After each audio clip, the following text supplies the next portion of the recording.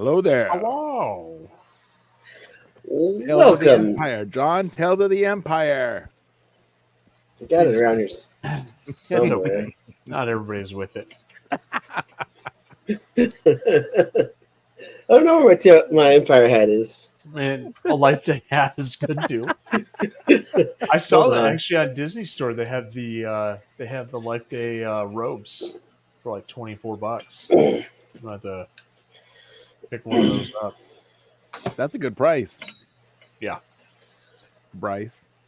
Just drives me nuts how uncentered the thing is. It just the whole time I wear this in the show, I'm like, you just watch me throughout the show. I'm like, no, my bill's off. I don't know. I actually really like how it fits. No, it fits, but it's off centered. See, here's the center of the bill. It's not. And This whole was off centered. It fits. my head's off centered. it just drives me nuts. So the whole time you're going to see me going like this. Just watch. See, it's already driving me nuts. Well, welcome everybody. Welcome to right. the Empire After Show. Anthology Season 2, Episodes 4, 5, and 6. The Barriss Offee arc. Yes. My name's John. I'm Mike. I am Bryce. All right. Let's get into this, Mike. All right. Yes, because I've got pages and pages of notes. I'm hungry. Hi, hungry. So this one is broken up into 3 episodes. Titles are Devoted, Realization, and The Way Out. So Devoted is the first episode for Barriss Offee, which is episode number 4. So we'll be doing 4, 5, and 6 today. And so Barriss Offee, former Jedi, who like Ahsoka before her became disillusioned with how the Jedi were operating. And then at the end of the 20th and final episode of the 5th season of Star Wars: The Clone Wars, The Wrong Jedi, she was arrested and locked up for the bombing of the Jedi Temple. And that's exactly where episode 4 of the Tales of the Empire begins. We see Barriss Offee in her prisoner uniform. Now we yet again see another point of view of Order 66. I mean, we've seen it tons of times, so it's kind of cool. Yeah. I mean, but also at Rebels, we got a little nod to the Rebels of Master Unduli because it's the exact same prison outfit that she was wearing. Right. It's the same prisoner outfit. So that's like the standard uniform for prisoners on Coruscant. So that was pretty cool.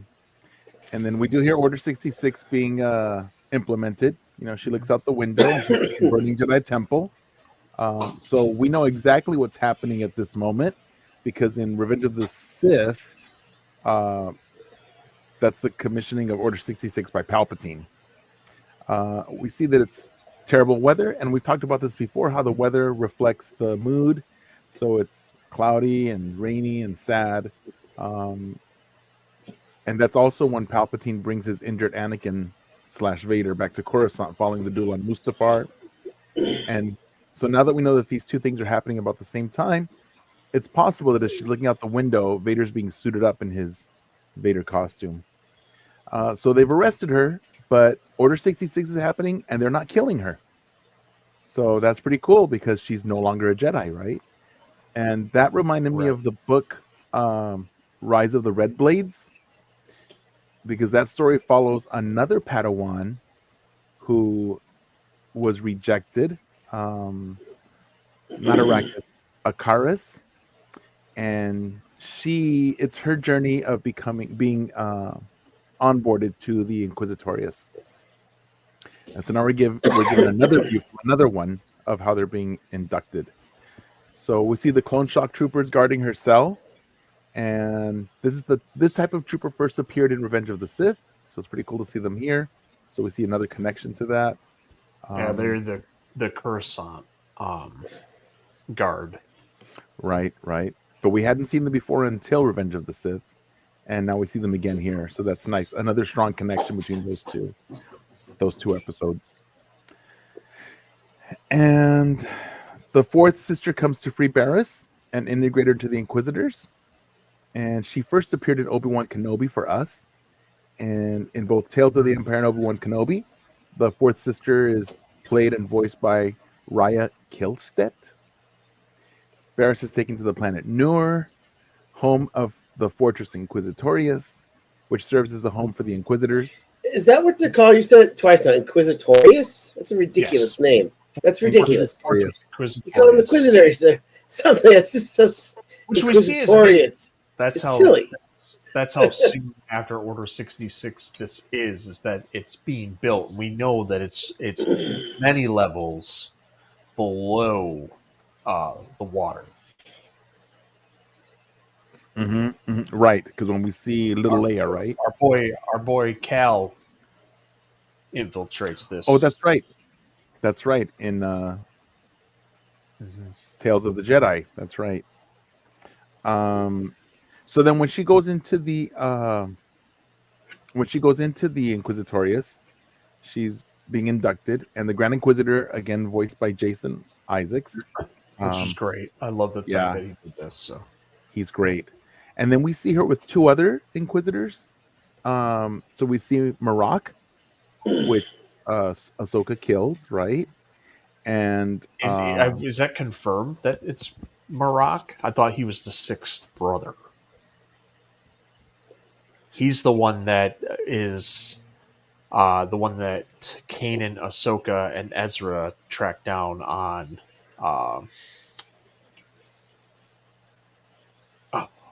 Wow. Malachor. Malachor, thank you. On Malachor, remember? And then they damage his lightsaber, and he goes to spin off the light. He falls. And then he falls. Now, at that point, did he die? Did he not die? His helmet looks like Marok's helmet. It does, but if you remember in Rebels, it's the exact same helmet too. So it's very possible he was resurrected. I mean, it's maybe that was Marok too. It's possible, but at this point, he's the sixth brother. Where we're at in the timeline. Yeah, and then at the end of this, and that was really cool because if you've read Rise of the Red Blades, it's paralleling a lot of what's going on in that novel, which was really the first time that I got that behind the scenes detailed information. And there's a lot more in the novel than in this episode, obviously, because we just have a few minutes here. But it's nice to see it all. I knew what to expect, and things were familiar to me because I love all those connections. I'm always here for all those connections between all the different properties of Star Wars. So I loved it. I thought it was great. And this episode, at the very end, we get a special treat, right?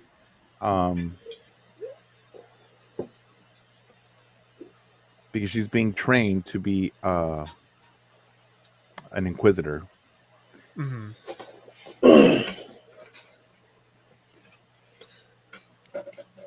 So yeah, my things I liked about this episode a lot, obviously, was Vader. We finally get to see a good Vader. So that was the thing I really took from it. You also, which was great. You see how they make new Inquisitors, which is cool. So those are things that I really took from it and I liked. But she's still, you have hope for her a little bit because even though she's like fully against the Jedi and their ways, when they're forcing to fight each other, she says, we don't have to do this.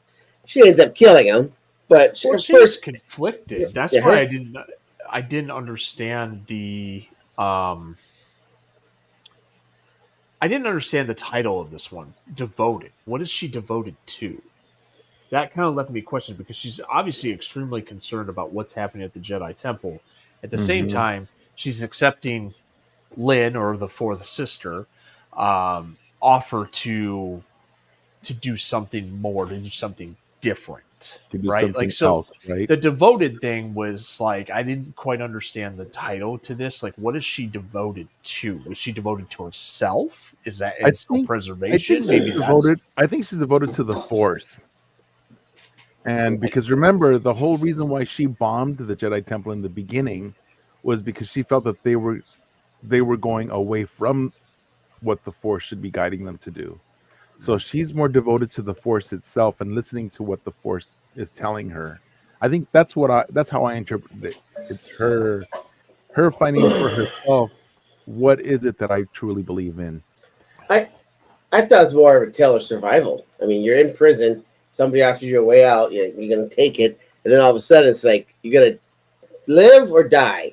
And so it's like, I would do the same exact thing as Shua did.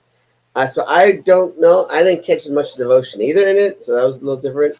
Right. That's what I mean. She devoted to herself, which it's obviously kind of what you're saying, Jonathan, is like just survival. Like, she doesn't obviously identify with Jedi, which is what's keeping her alive right now. So that is this choice that she's making, a way to make sure that she stays alive, kind of thing. Yeah.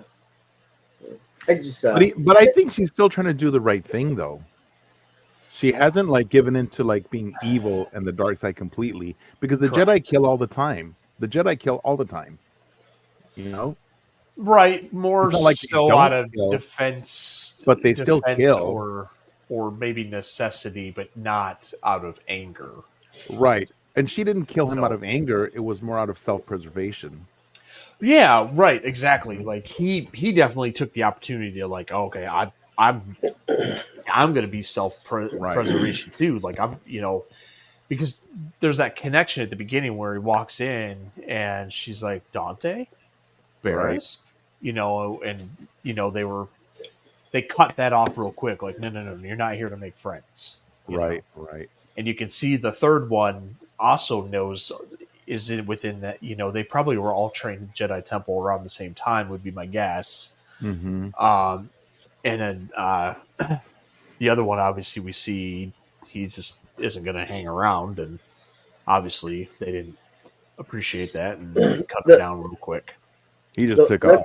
Yeah. One thing I thought was kind of interesting is it means there's that many dropouts of the Jedi Order. I mean, they kind of it's not too hard to find a bunch.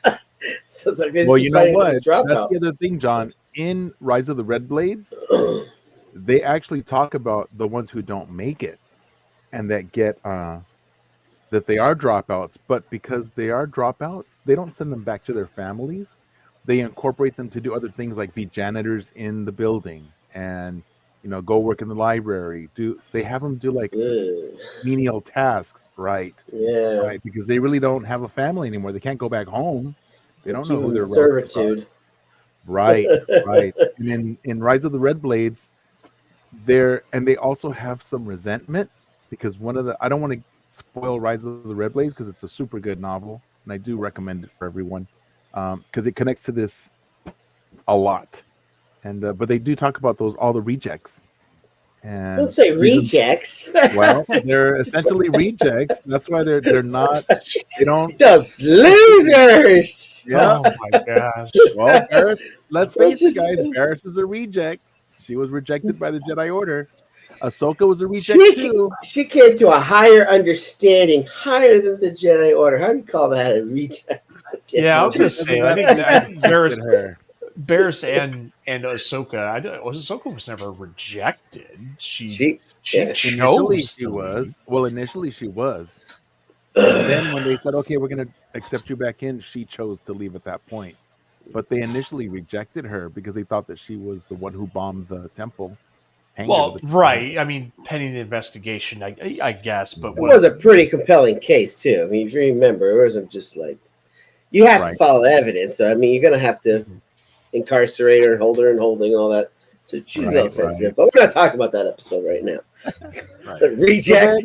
So it was really nice to see Vader at the end. I think this episode, of all the episodes, this is the highest rated one of all the Empire. Which makes sense. It was my favorite one. It was good. I mean, obviously, Vader was definitely high point. He didn't have any lines, though, right? He just walked in and sat down, right? He didn't say anything. Yeah. And it was so funny because he went in and he sits on that throne, right? Some of the criticism that I saw was that's not Vader's throne because it should be bigger. It should be more luxurious. I'm like, wait a second. I said, we're not at Vader's castle. Right, it's not his castle. We're at Fortress Inquisitorius. It's his office chair. Yeah, how often is he there? He spends most of his time on Mustafar. I didn't understand the criticism of well, Vader's throne should be a lot bigger. I'm like, well, That's not his throne. That's just a chair. Right. He I'm wanted like, to sit down. Yeah, he's like, my I'm fake like, legs hurt. Let me sit down. I didn't see, yeah, like I didn't see like anybody complaining about it in Obi-Wan. Yeah, Yeah. that's So, true. It's just a And desk also, chair. you know what's really cool too, though, in Rise of the Red Blades, because he's there and just like he's overseeing their training here with Barriss Offee and the others, the other rejects. He's also overseeing their training in Rise of the Red Blades. right. And then at one point in the novel, he steps in and he is just such a badass because he's like, it's almost, it's like he's playing with toddlers, you know, because it's Vader. And he's like throwing them left and right. But Arrakis is able to cleverly figure something out. And she realizes, oh, I'm not going to be able to go toe to toe against Vader. But she realizes that he depends on his breathing apparatus and all the electronics. And so she uses the Force to pull his stuff off, and then he's like, you know, he can't breathe, and he panics a little bit. Now, of course, she doesn't beat him, but he's like, wow. And then he just he scalps her because, you know, Right. he figured something out, and she's like, Well, if you remember, they're the rejects. yeah, they are the rejects. So they're not good enough to become Jedi. That's kind of why whenever you see the Inquisitors against actual Jedi, they're their Clone Force 66. Yeah, Jedi style. They kind of get, when they face a real Jedi, they kind of get handled. So it kind of does make sense that these are the rejects. But and that's why Vader can handle them so easy. I mean, there's times in the comic books where he's like, he's the one that ends Inquisitors, right? Later on, he's like, I'm done with this, and he kills them all. Yeah, so it kind of he's killed a few, yeah. And then you know what? Funny you mentioned that because in the comics, in which one is it? In Vader's comic, I think it's 25. Which one is it? It's 25. The one with Charles Soule that he wrote. I don't know what you're thinking, Mike. How would I know? Oh, what are you trying to say? It's in the mid-20s. And it's the Charles Soule episodes, and there are 2 episodes, and in those episodes you see 13th Sister, which is a Karis, and when he kills her, and also the male Twi'lek who's all black that she's in love with, who's also an Inquisitor. So he kills them. So, and the Emperor tells him he needs to kill these, and he just does it. Boom. I'll be right back. Yeah, they're what's the word? An opportunity for more Sith. Even though, right. Potential. Potential. If one starts to get a little strong, Vader might. Well, this one might be worth keeping. So I definitely get rid of them. I mean, especially once you feel like the Jedi are all hunted down. Like, there's no reason for them to get rid of them. Right. So then that leads us to the next episode, which does a time jump to called Realization. And let me see the time jump for this one. We did that. I'd say it's probably about 5 years, or within 5 years, actually, because it's pretty fresh. It's pretty fresh for Barriss, the brutality. So honestly, it could be within like 2-3 years. Because I mean, she might have hunted down a Jedi or 2 before with them, but like how brutal Lynn is, I'm sure she would have seen. Right, but she's a newly recruited. Yeah, so that's what I'm saying. It's probably within a year or 2. I mean, it's got to be one of her first couple missions. Because as soon as she saw the brutality, she's like, this isn't for me.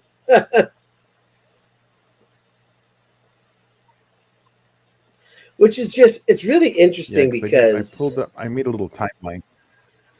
It's really interesting, just the brutality of that too, because the fact that Lynn did that so nonchalant in front of Barriss, and Barriss was just kind of like, oh, this is a lot.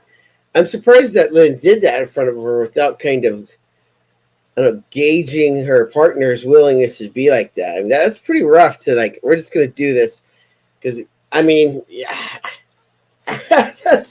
Honestly, I thought she was going to stop her, but she didn't. But I can't imagine too many people just sit there and be like, okay, let's do this. But that shows how much Lynn was in the dark side, how much is taking a hold of her. Right. But Barriss Offee is not on the dark side, really. So you're right. It's weird that they didn't notice that before, didn't gauge that or flush that out on her, or maybe that's one of the training they do with one of the first missions. Let's slaughter a village and let's really push our new recruits into the dark side. It was extreme. Oh, the beginning of episode 2.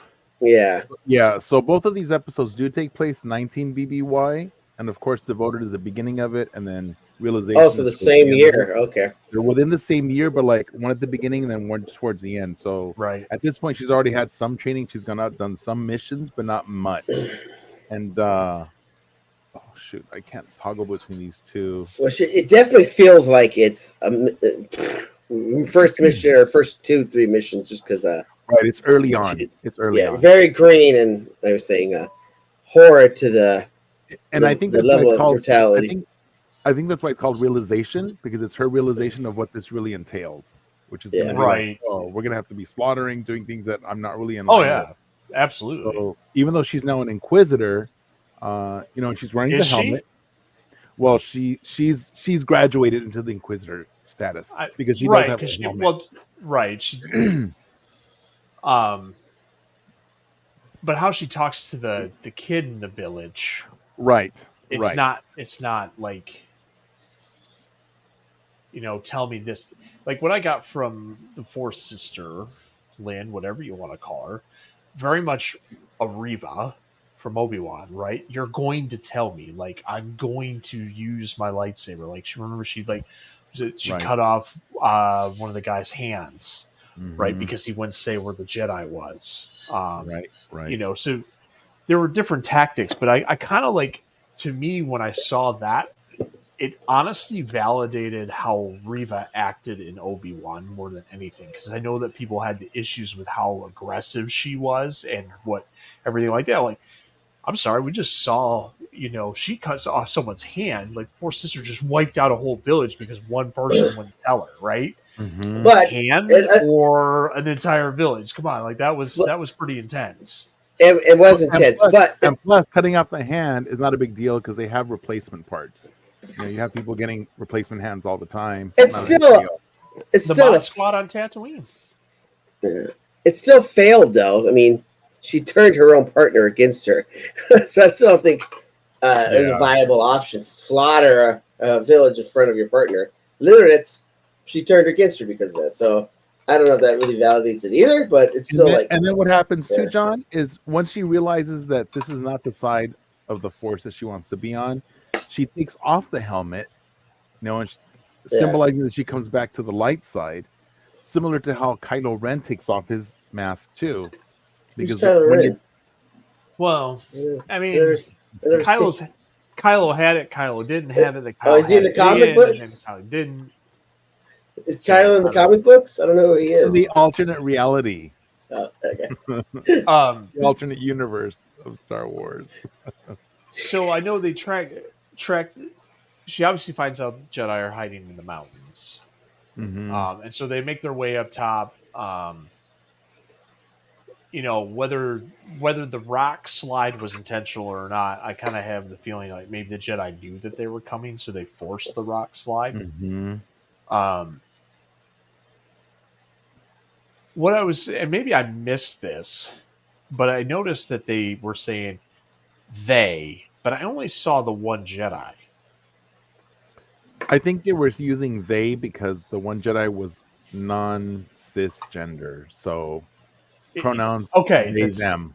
But that's what I was trying to. Right. Okay. Because I didn't see a second person, so I thought maybe they were identifying the way, some of what we had even in the High Republic. Right. A couple of Jedi that.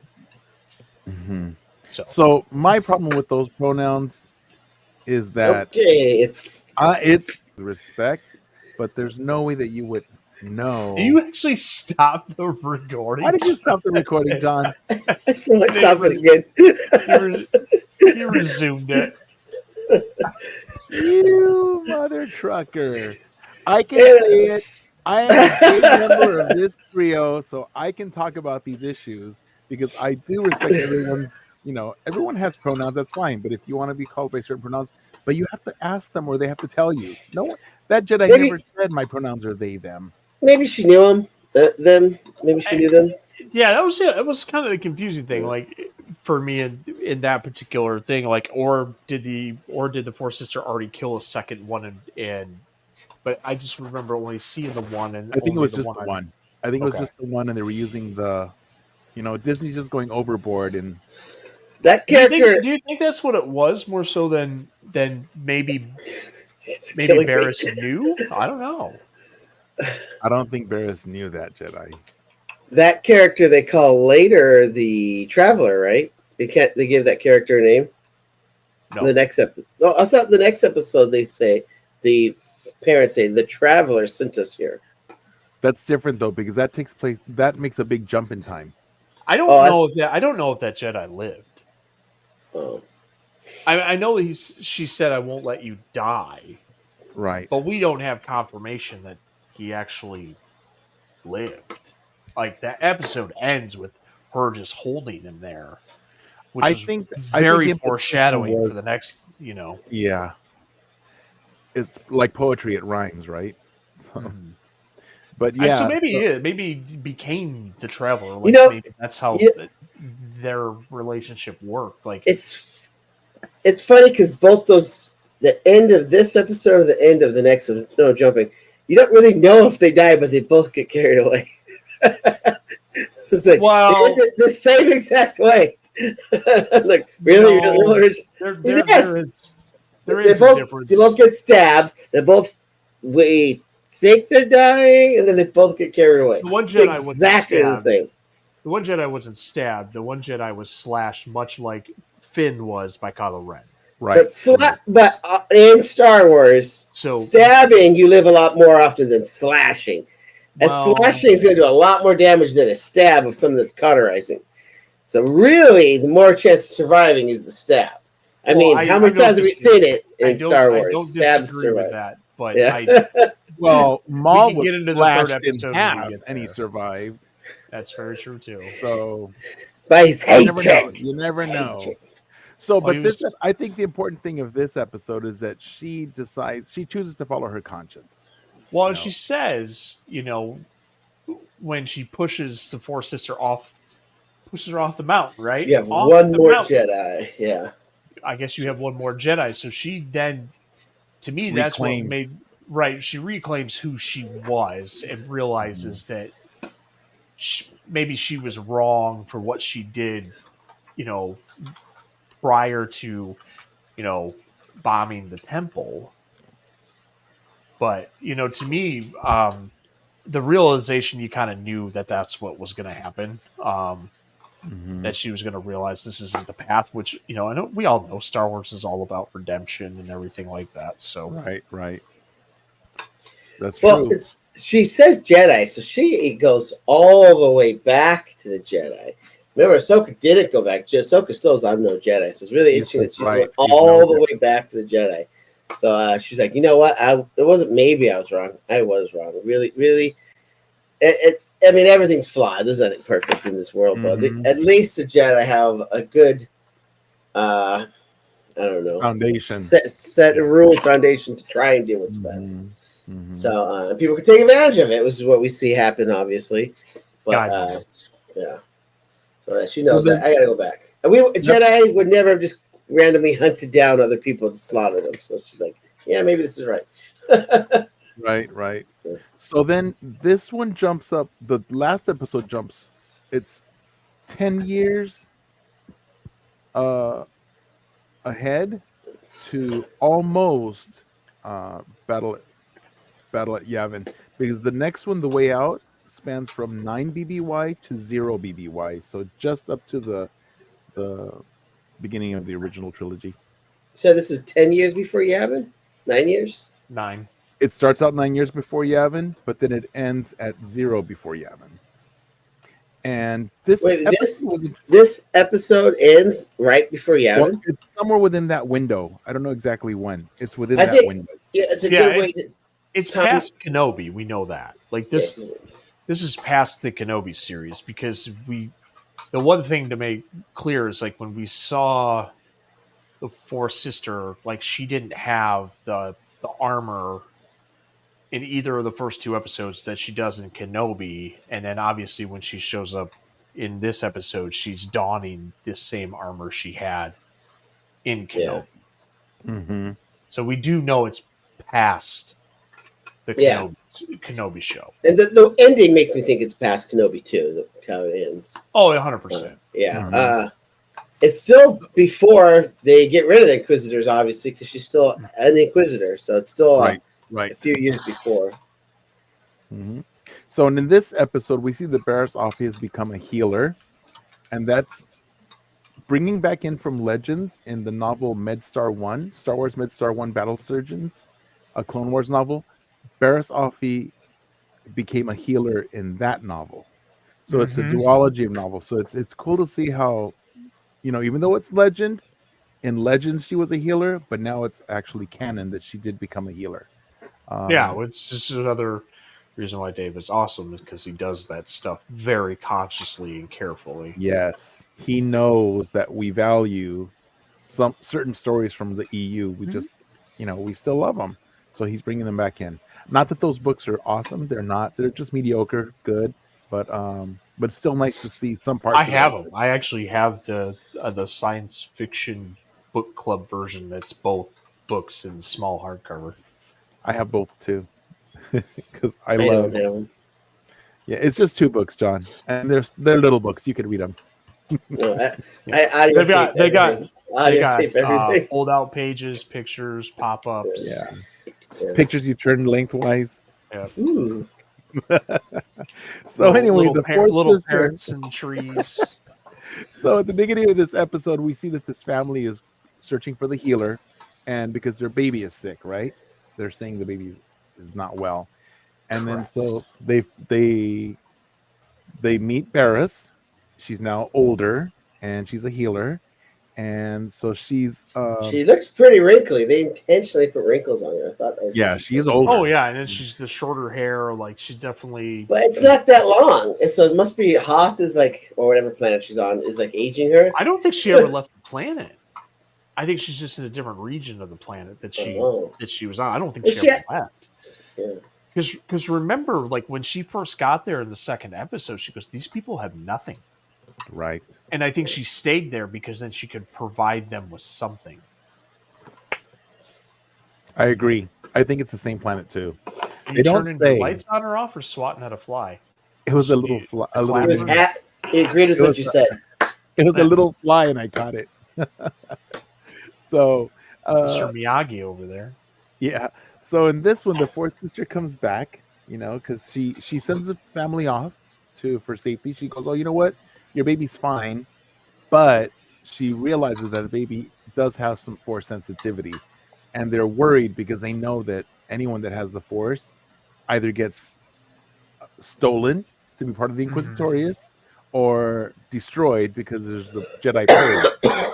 And so the Jedi are not something that people want to be associated with. Well, remember, too, even though the Inquisitorius are there, there's still also those Class A bounty hunters that go in after, because this is probably still around the same time as Project Necromancer's going on, too. Right. Oh, right. So we've got a lot of moving parts that this intertwines with. But bottom line is, it's not a good thing to have a force-sensitive baby. Right, and that's why she... Yeah. Well, then whoever her assistant is, or whatever the one lady that sits outside and kind of guards the, Barriss. obviously says there's somebody coming. Mm-hmm. And when she walks out, she knows who it is. Right. We just see the silhouette. And then she's like, "Hey, I need you to take them, do all this. I've trained you," right? Because she also says, "I've trained you." And I'm like, okay, so are they also force sensitive? What training did she provide those two that allowed them to escape, in her starship, which was very well hidden in the mountain, by the way. Mm-hmm. Now, but remember, remember that everyone has the force, but it's just to what degree they have it. So, and it also, even in Ahsoka, I was rewatching the Ahsoka. Clones don't have the force, Mike. Huh? Clones do not have the force. Everyone but clones have the All Come living on. beings. The Force Not resides clones. in all We've living decided oh my god. Yoda said. I gotta Yoda stop the said that recording they here all real have- quick. Let me stop the recording here real quick. So anyway, but the training. So they've been trained. So you can train like it can Right, work. that was the curious thing. Like, what were they trained? How were they trained? Like, Well, I mean, Barriss was technically she was in the military. I mean, she had survival training. I'm sure the Jedi got through a lot of survival training. She has a lot of skills other than the Force to oh, offer. sure, So, sure. I It just could have been this, anything she was training. like, really, this episode left me with a lot more questions than answers. Right? What was that ice cave? I still don't understand any of that. Oh yes, the ice cave. So remember, ever since Empire Strikes Back, we have that cave, and caves represent important symbols in Star Wars, right? So notably, Luke faces off against Darth Vader, the vision of Darth Vader, take up a cave. There's the secret cave everyone knows about in Babu or whatever it's called. There's the secret cave. Octo.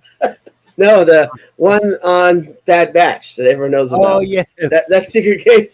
that one. Also in Octo, they have that secret cave.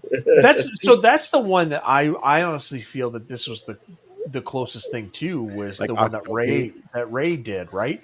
Because of all the mirrors, all the glass, the mirrors, all the reflections, I should say. Yeah, that's exactly. Ice. That's ice, guys. Right, but it's reflective, so it's all the reflections. It's glass. It can't all be ice because she slashes at some of it. Yeah, she does slash at some of it and not go through the wall like she did the one time. Mm-hmm. It might be crystals. But you could definitely tell, like when she says or in there, like I needed to give them a head start because she let them pass. But I also noticed like when the fight when she draws her saber and she starts very like how the Grand Inquisitor. You mean Lynn, right? Lynn. Movie. Well, we're gonna say fourth sister right now. Her, right? The fourth sister. So she gets her saber and she starts just swinging, right? And then we see similar moves that the Grand Inquisitor was giving to her early because he's saying you're holding back. You're too thing, but she flips it and goes, your anger makes you predictable. But she's moving the same way the Grand Inquisitor was. So she was learning that, fear isn't necessarily an ally. It's a detriment. And so by her not really fearing anything, she was able to move. And, I thought that was a cool flip from the first episode to here. And that's what Barriss told her, too. Barriss tells her explicitly that fear is not her ally in this episode. So we see in this one, the fourth sister does have a change of heart and she turns to the light. And that also explains why the fourth sister was present in Obi-Wan Kenobi, but not in Rebels. Because this is occurring in between those two. So this episode is happening after Obi-Wan Kenobi, but before Rebels. Yeah. And that's why we see her in the one, but not in the other. Because in this one, she has a change of heart. Well, and I also love how they bring in the what I don't remember what he is, but the one that Ahsoka takes down in Tales of the Jedi. Right? Oh, we get to see him walk in. Yeah. We get to see the sixth brother walk in. Yeah. Oh, right. Mm-hmm. Right. So, like, we're seeing the Inquisitors piece by piece of how many they had and what their ranks and everything were. That's like Filoni's favorite one. Yeah. Filoni keeps bringing that one in. Yeah. Yeah. And again, I'm the sixth brother could be Marek. Maybe that's what they resurrected this, but he didn't have like. Oh no, I can't remember what kind of lightsaber he had. Did he have an Inquisitor saber in Ahsoka? Yes, that's how we knew he was. That's how we knew he was an Inquisitor. Mm-hmm.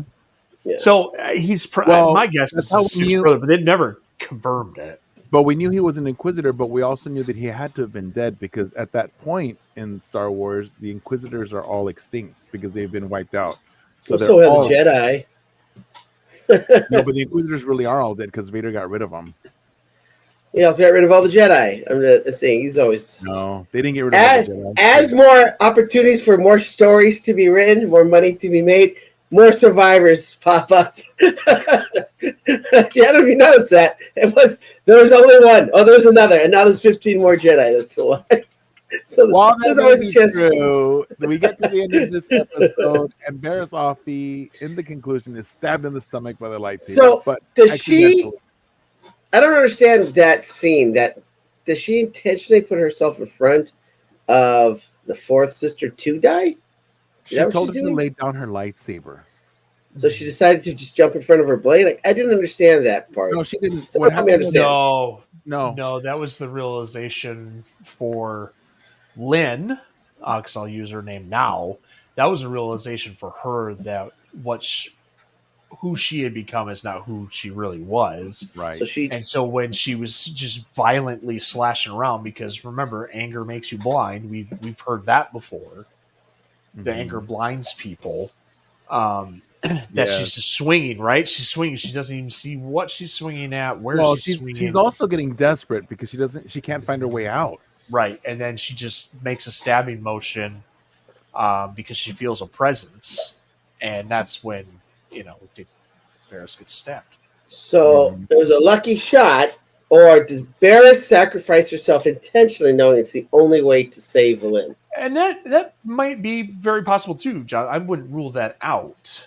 I was trying to wrap my head around that scene. I rule it out. I think that's what she's like. The only way to save my friend is moving outside of the cave leads me to believe that that's very possible. That she knew where she was going to strike, and she stood. But she said, right? "Don't wait for me," or something like that. You won't see me again, or something like that. It was pretty much she was saying, "This is where I'm going to spend the rest of my time."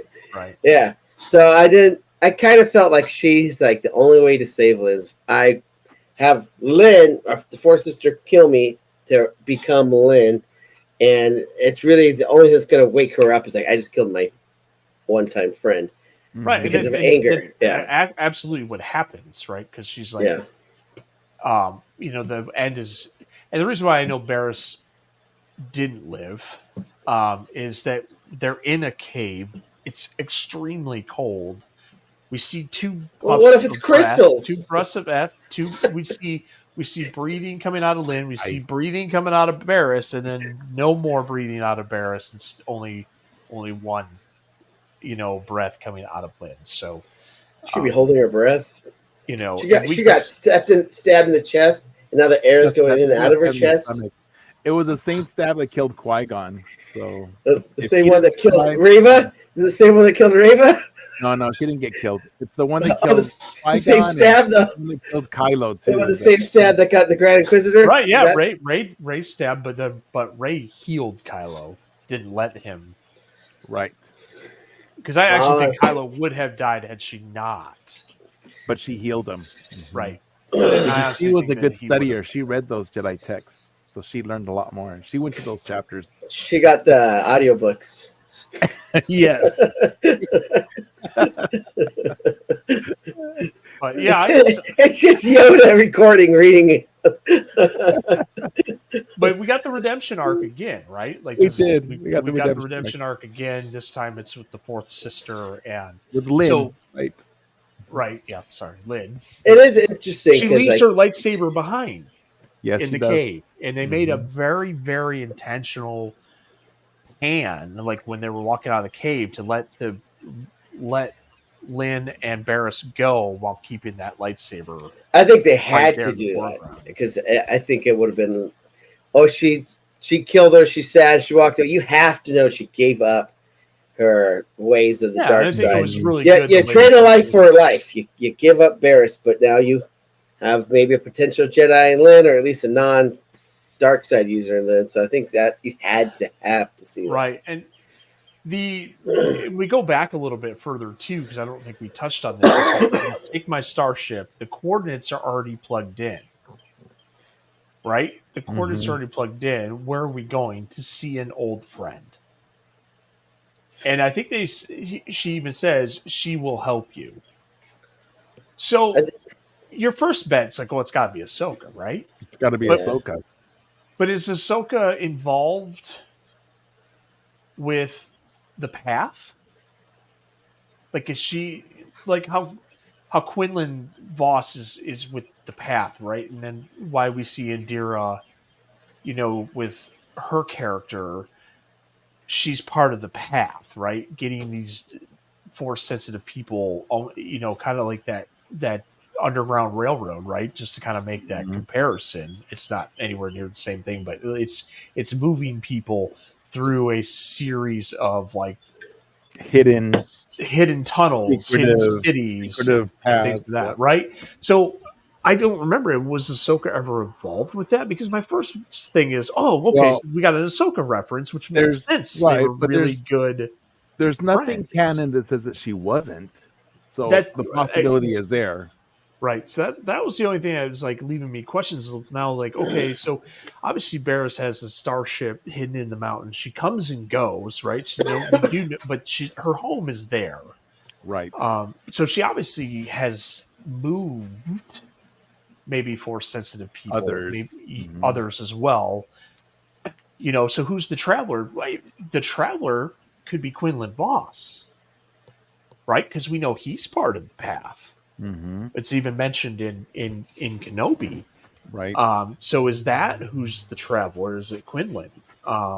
Maybe that's his code name, as right? Like, I mean, there's this like, man, where do you go with this? And then does Lynn now become the healer?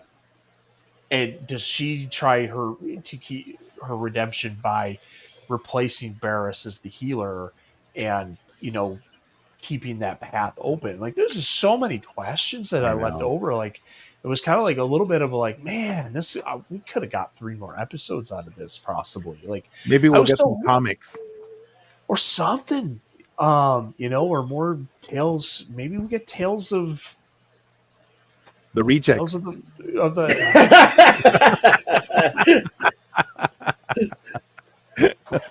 Tales of the rejects. Yeah, we did that. We got 3 seasons plus 4 episodes of the Bad Batch. Oh. So the one thing I did get out of this last arc was it wasn't really Tales of the Empire. It definitely felt more like Tales of the Jedi. I'm gonna switch hats here. Talking about Jedi. Good things now. I don't know. I mean, a lot more like Tales of the Jedi. The last 3. First 3 definitely were Tales of the Empire. Yeah, I think there was hot too. But I still agree with being a Tales of the Empire, even though we have like a Jedi redemption story. Because if you really think about it, like when you look at the original trilogy, as much as it's about Luke and Han and Leia, but we have the Empire the whole way there, and we have a redemption with Vader becoming Anakin again. So like it was still a lot about the Empire, but so I was okay with that because I felt like there was some similarities there with it. I mean, it was definitely how the Empire was doing things at the time. Plus, I think it's still telling the story from the perspective what the Empire was dealing with, which is she wasn't the only one. There were others who also did not agree with what the Empire was doing, because remember, it's not common knowledge that the Empire is being run by the Sith. That's still a secret throughout. That's never publicly known. And we do say Chancellor Palpatine too. Like that was mentioned. That was mentioned from Lynn. Is that there was an attack on Chancellor Palpatine. It was the Jedi that did it. Right. Obviously, was Saiz Tin and CC10, Mace and Kit Fisto. Mm-hmm. Like, it just bummed me out how fast Kit Fisto died. I'm like, I know. I'm like, they were masters. They were masters. They were all in the council. Come on. They were rejects. After that, they were. They're cocky. It'd be interesting. I would love to see something more. I really would. Like, God, I was really hoping we would see. I was really hoping we would see where that starship landed. So that's my one thing about these tales. They're great insights to more story. But that's all it is. Insights to more story. I want more story. And so if I had a show, I would get these other answers. So there's a lot of teasing and like, well, we release it in some other content or something. Just give it. You've written half the episode. Write the other 10 minutes and you have the whole episode. And so that's kind of my thing. So, and then the other thing, this is more business Well- side. I don't know how much profit some things like these are making as opposed to making a show. If they were to have a show, we put it on a channel, Well, a TV station, I will or say something this. like that. I will say this. By Disney putting out new content like this, I think this is the first year that Disney Plus is actually profitable since its beginning. And you know why, right? You know why, right? It was Because Bob Chapek is gone. X-Men 97. Holy Oh, moly! I know. I need to sit. I wrapped it up today. Holy I know. moly! I'm trying to get Sophia to watch it with me. Right. I really am. It's the best stuff Disney's done since Mandalorian season 2. Super It is good. absolutely I've heard fantastic. nothing but just killer stuff, and I love X-Men. Oh. Like, I love Wolverine. Like You got to see it, Bryce. It's I really should good. have a corner. Are you caught up at all? Have you watched any of it? I haven't, not yet. Oh my You're- gosh, Bryce. Just You're you're, in you're, for a treat. you're gonna Well, which is stand up funny. with your mouth open. You can't sit down. I'm Which standing. is funny. Like, what is What is happening? funny is before they announced X-Men 97, I was already going through and rewatching the originals. And because I was like, man, this is nostalgia, like 101. This is even I better gotta than go the back. original, though. I'm gonna say this That's is what I better than heard, the yeah. original. It stands up way better. Original's a little hard to watch, but this my stands up great. ringtone, dude, my ringtone for the longest time was the theme song from Yeah. X-Men. Yeah, I'm like, everyone's like looking at me, and I'm like, that's just my phone. Well, So, I'm just no, saying that's right. That's right. Disney Plus is. We're getting off topic. But that's why Disney Plus is doing great. Well, thank you for joining us. Ticker tape time, John.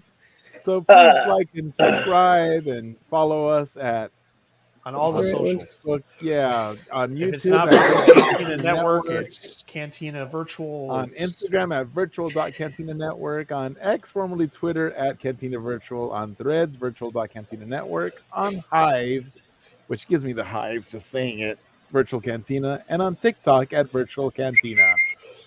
And like the VCN Star Wars Celebration Japan 2025 Facebook page, the mothership of all of this. And thank you for joining us. There you go. May the force be with you. Force be with you. I thought Mike's face froze for a second. He was just literally pausing. He's just staring at the Morai. I love the Morai. He's so cute. All right. I don't know if we're gonna have any more after shows for a while for you guys. I'm sure you guys can't wait to watch more. But please comment and talk about everything we talked about today. And stay tuned. We will announce what we're doing next. I'm sure it's going to be the Acolyte, but we don't know when or anything like that. But that will be coming. So, thank you for watching, and may the force be with you. May the force be with you.